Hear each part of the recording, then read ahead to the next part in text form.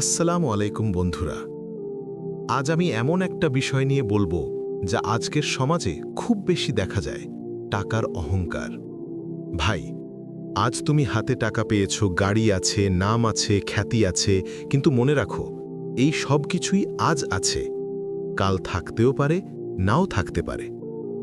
আল্লাহ যেমন তোমায় অনেক কিছু দিয়েছেন, তিনিই চাইলে এক মুহূর্তে তা কেড়ে নিতে পারেন। কুরআনে আল্লাহ বলেন, তোমাদের যা আছে তা শেষ হবে, কিন্তু যা আল্লাহর কাছে আছে তা চিরস্থায়ী। সূরা আন-নাহাল, আয়াত ৯৬। তুমি যত টাকাই পাও না কেন, কখনো এমন আচরণ করো না যেন তুমি সবার থেকে বড়। টাকা দিয়ে হয়তো বাজার কেনা যায়, কিন্তু সম্মান, দোয়া আর শান্তি টাকা দিয়ে কেনা যায় না।